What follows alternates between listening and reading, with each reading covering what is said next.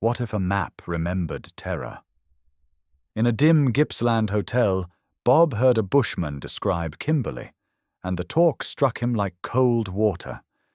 Jack was already watching Bob across the smoke, his brows drawn tight, as if the same buried place had opened in both minds.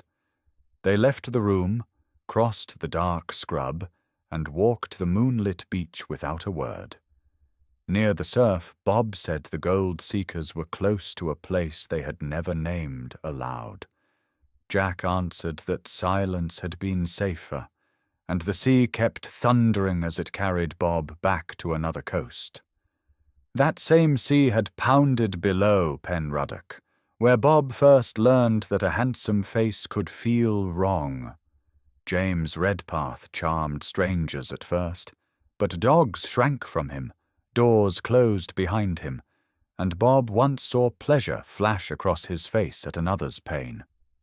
One cloudless noon, after James Redpath walked inland, two shaped shadows slid over the grass like boats on invisible wheels.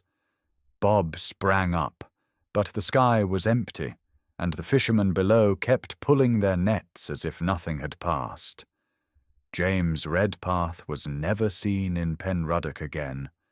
Before the whispers could settle, a new terror entered Penruddock, and even his vanishing seemed to fade inside it. That terror came as the red sickness, moving from cottage to cottage until Penruddock shut its doors. Dr. Leopold and Dr. Furness burned bedding, sealed the valley, and fought the fever almost alone while the village kept away. When the deaths finally slowed, Dr. Leopold told Dr. Furness that hidden enemies might cultivate disease the way men breed dogs. Dr. Furness looked hard at the brook, and even the picnic sunlight seemed to lose its color. That night, Bob dreamed of invisible cars crossing a bright sky and dropping sickness over sleeping roofs. Back on the beach, Jack told Bob to write it at last, and the waves sounded less like fear than warning.